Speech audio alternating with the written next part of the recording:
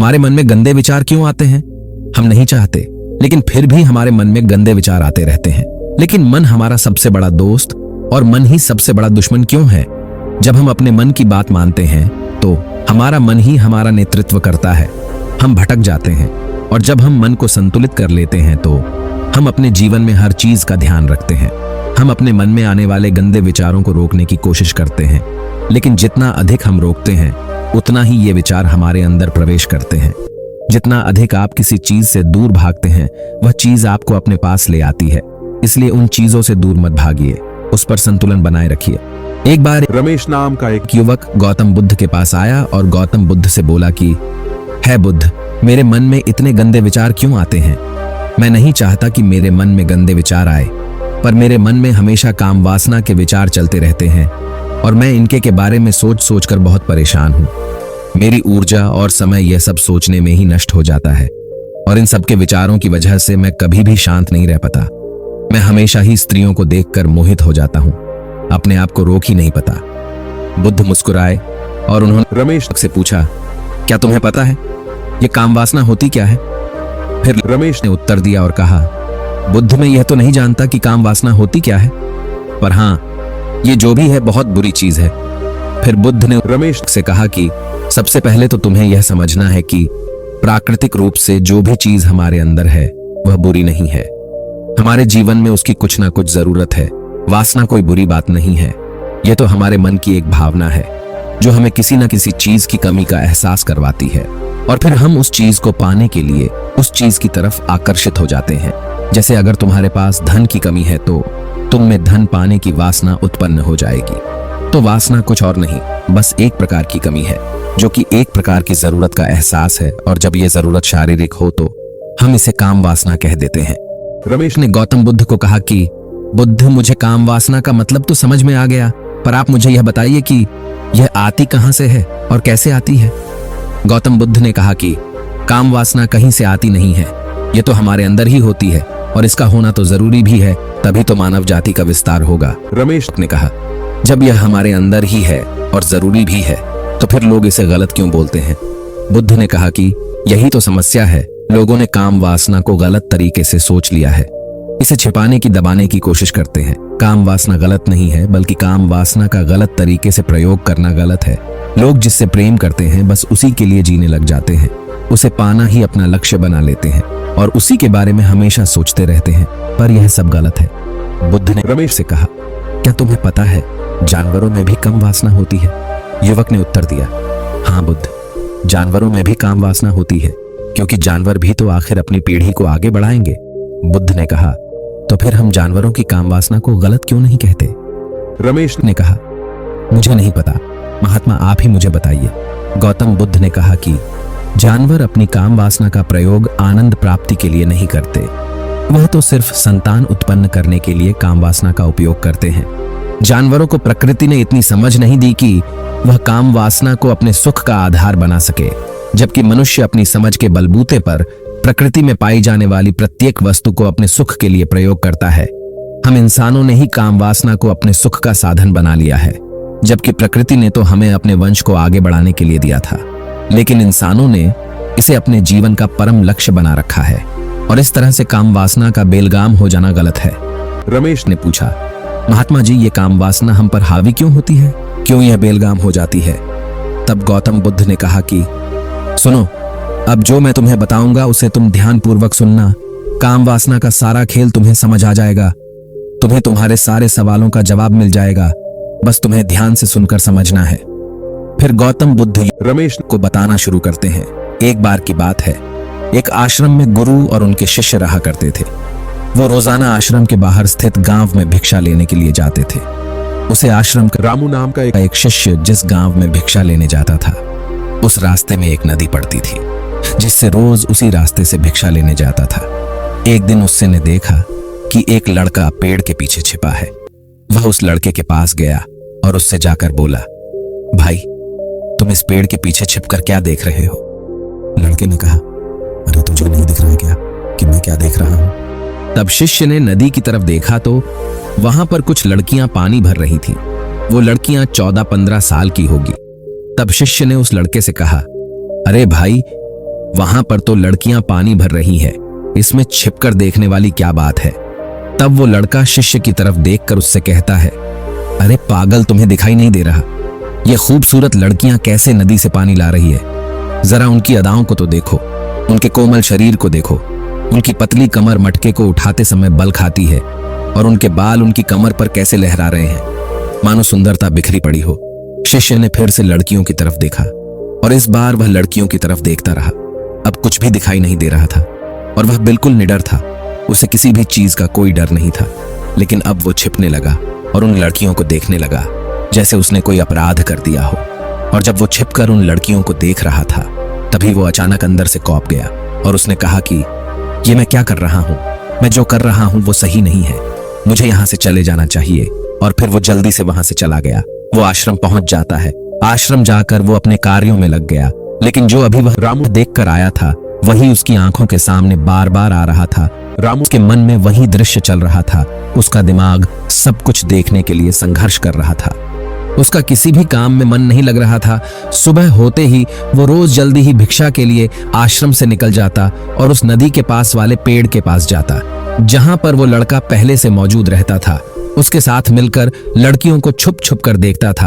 अब वह ऐसा रोज करने लग गया। ये उसके रोज का काम हो गया।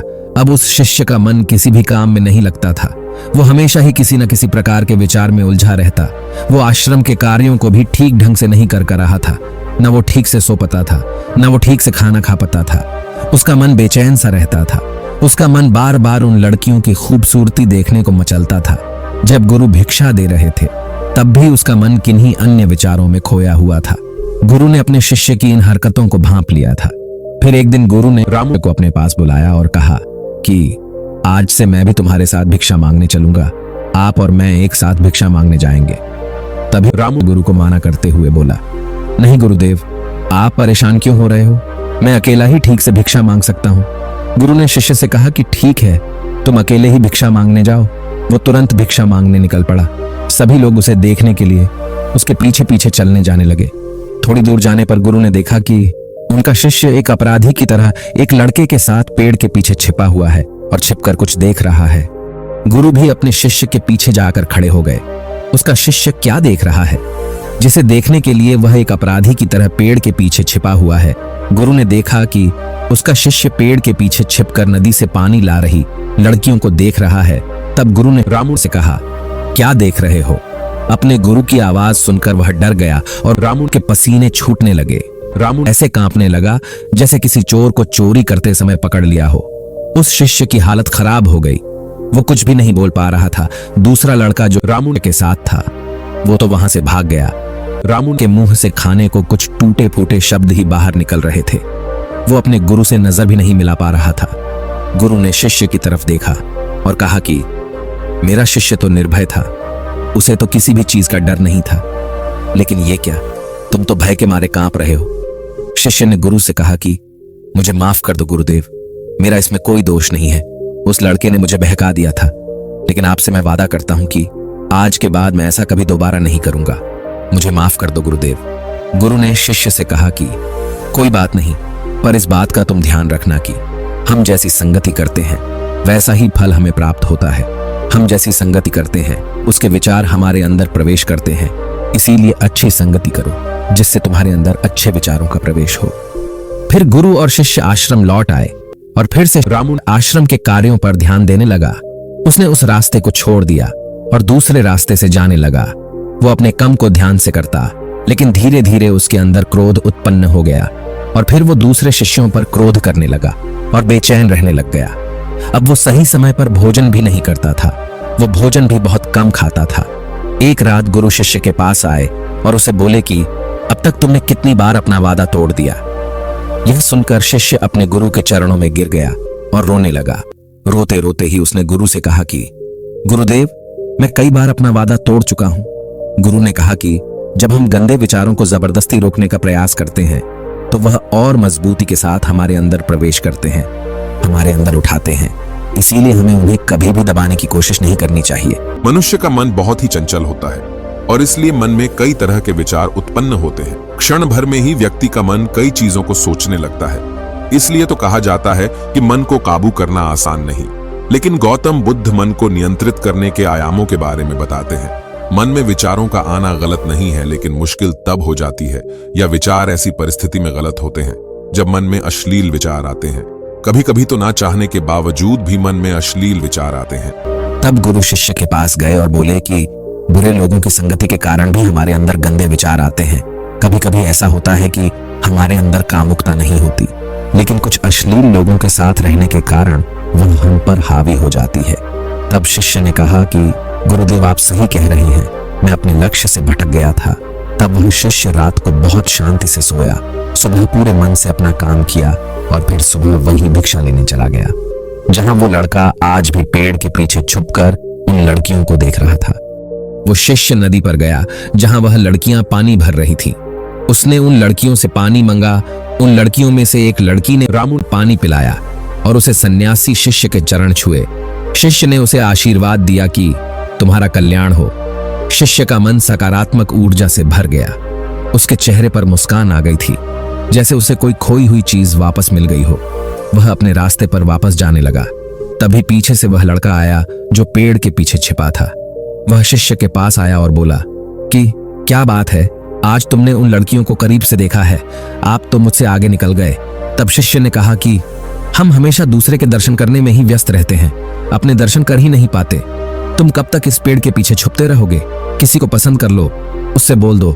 अगर वो भी तुम्हें पसंद करती है तो शादी कर लो और उससे पहले तुम कुछ बन जाओ, अपने आप को पहचान लो। ऐसे अपना समय बर्बाद मत करो। फिर वह लड़का रोज उससे शिष्य मिलने लगा और उस लड़के ने नदी पर जाना छोड़ दिया और फिर वो लड़का अपने जीवन में कुछ बनने के लिए संघर्ष करने लगा। तो तुमने देखा संगति का असर कैसा होता है। अपनी संगति बदलो, अपने विचार बदलो। बुद्ध ने रमेश से पूछा कि क्या तुम्हें तुम्हारे सारे सवालों का जवाब मिल गया? तब रमेश ने कहा कि हाँ महात्मा जी, मुझे मेरे सवालों का जवाब मिल गया। तब गौतम बुद्ध ने रमेश से कहा कि जब तुम्हारे मन में गंदे विचार आए तब आप अपने आप को दोषी मत मानो। यह शरीर है और यह सब हजारों वर्षों से सिखाया गया है। एक केवल तुम्हारे सोच लेने से, शपथ लेने से यह टूटने वाला है नहीं, लेकिन तुम्हारे पास वो शक्ति है, वो ऊर्जा है जिसका तुम्हें संतुलन उपयोग करना है। तुम एक जीवित ऊर्जा हो जो कुछ भी अनुभव करने के लिए स्वतंत्र है, जो निर्माण करने के लिए स्वतंत्र है। इसीलिए तुम अपने आप को पहचानो। अपने आप को समझो कि मुझे क्या करना है, क्या नहीं, मुझे क्या बनना है, क्या नहीं। खुद पर ध्यान दो ना कि मन में आ रहे गंदे विचारों पर। तभी जाकर तुम अपने आप को समझ पाओगे और खुद को काबिल बना पाओगे। अपने मन को पूरी तरह जागृत करो। यह बोलकर गौतम बुद्ध मौन हो गए और वो रमेश गौतम बुद्ध को धन्यवाद देते हुए वहां से चला गया। इस कहानी से हमें यह सीख मिलते हैं कि हमारे विचारों का हमारे जीवन में कितना अधिक महत्व होता है। हमारे विचार ही हमारे भविष्य को निर्धारित करते हैं। हमें अच्छे विचारों को अपने मन में पूरी शक्ति के साथ अपनाना चाहिए ताकि हम सही दिशा में आगे बढ़ सके।